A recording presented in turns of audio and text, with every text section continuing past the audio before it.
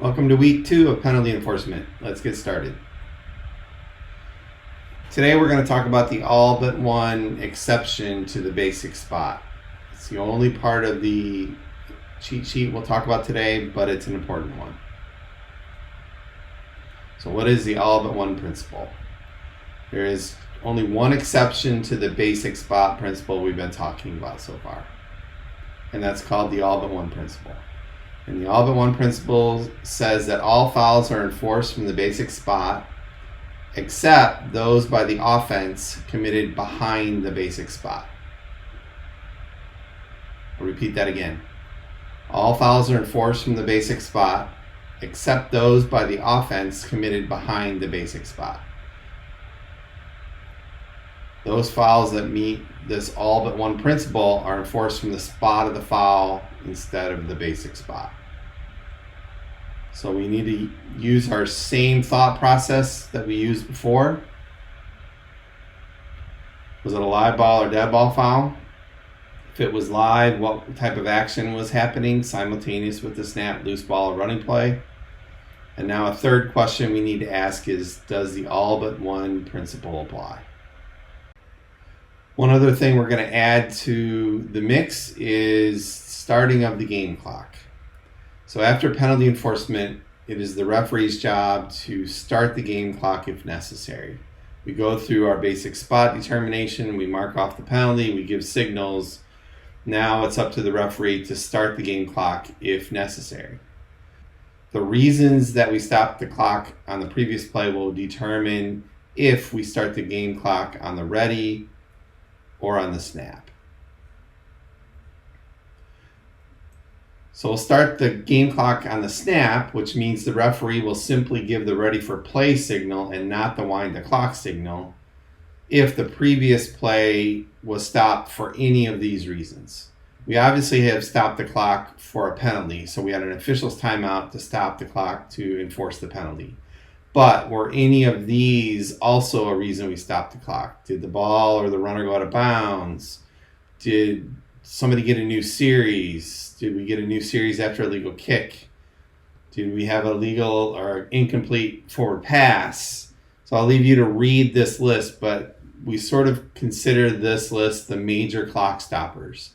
If any of these occurred on the previous play, the referee will not start the game clock on the ready, but the clock operator will start it on the snap. The other situation is when the referee starts the game clock on the ready for play. In this case, he'll give the ready for play signal followed by the start the clock whine signal. And that's for a situation where really the only reason we stopped the clock was for an official's timeout. For example, you've got a simple run up the middle. We had an illegal formation on 1st and 10. We killed the clock to enforce the penalty, but there was no other reason that the clock was stopped. It was just a run up the middle. We didn't have a first down. We didn't have out of bounds. So in that case, we would enforce the penalty. Once the ball is spotted and we've given the signal, the referee would give the ready for play signal and start the clock.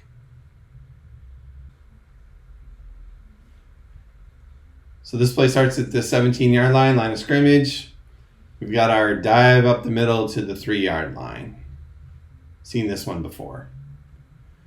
In this case, we've got a foul by the offense at the 10-yard line during the run. Maybe there was a hold by a lineman at the 10.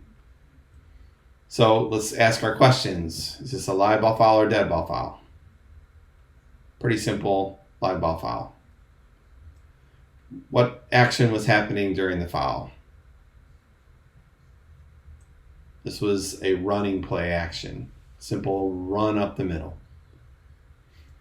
The basic spot for running play is the end of the run. But we have a third question to ask ourselves now. Does the all but one principle apply? Did the foul occur behind the basic spot? And in this case, yes, it does. The end of the run was the 3, the foul was at the 10, so in this case, we are going to back up and enforce this foul from the spot of the foul. And let's ask ourselves the question, When are we going to start the clock in this situation? We either started at the ready or we started at the snap. In this case, after enforcement, we're starting at the ready. We have nothing but a penalty enforcement as a reason to stop the clock here. Remember, all but one, all fouls are administered from the basic spot except those by the offense behind the basic spot, and this applies here. Play number 2. Again, we're back to the 17-yard line. A dive up the middle to the 10-yard line this time. The runner fumbles at the 10. We got our beanbag down at the 10. A recovers the fumble at the 3-yard line, so the offense recovered at the 3. So we had a run to the 10, a fumble, and the offense then recovered the fumble at the 3-yard line. And during that initial run, we had an offensive holding at the 15-yard line. So let's go through our questions. Live ball foul or dead ball foul? Pretty simple here. Live ball foul. What type of action was happening during the foul? When the foul occurred? It was a running play. We had a running play where the ball was fumbled, so that was our running play segment. So what is the basic spot for a running play? It's the end of the run. It's where he fumbled the ball. It's not where it was ultimately recovered at the 3, but it's where that run segment ended, which was the 10-yard line. So that's where our beanbag was. That's where we're gonna go, and that's gonna be our basic spot. Does the all but one principle apply here? Yes, it does. The holding foul was at the 15. The end of the run was at the 10. And our last thing to remember, when are we going to start the clock? Ready or the snap? At the ready. Nothing but no reason to stop the clock except to enforce the penalty. Remember, you can have many running plays, but only one loose ball play during a down. Okay, play number 3.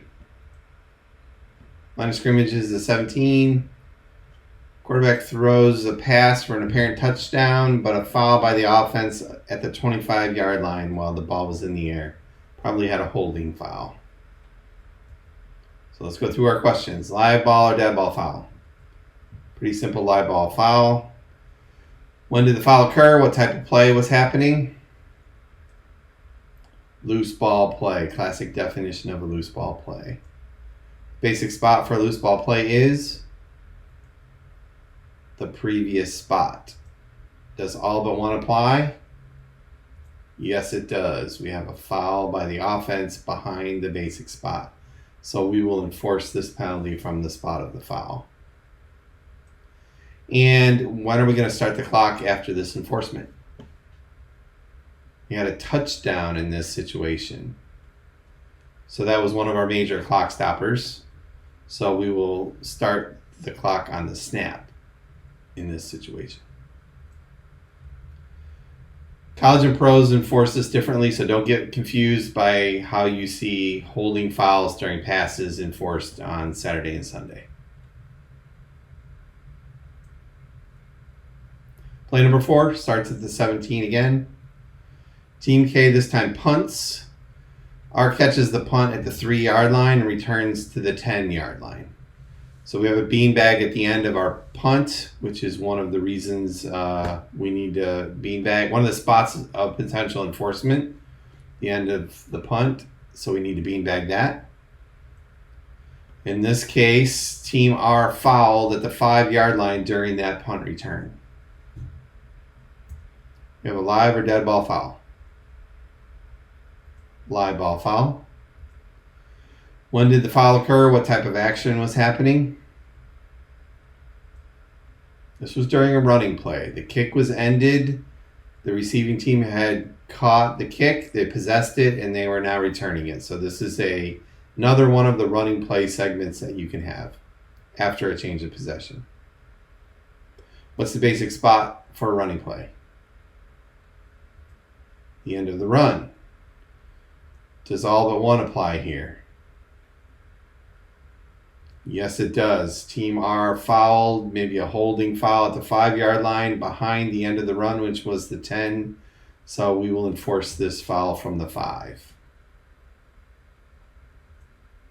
And we'll start the clock on the snap because we had a change of possession. That was one of our major clock stoppers. You can have a running play after a change of possession. Just had a good example here. Play number 5. This time we're starting at the 11. Quarterback drops back the pass, fumbled as he's tackled at the 18.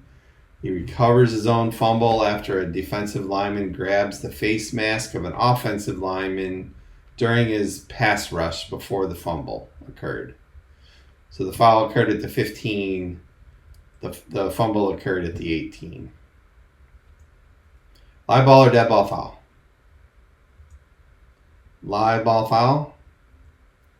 When did the foul occur? During a loose ball play. We had a fumble behind the line of scrimmage. The basic spot of a loose ball play is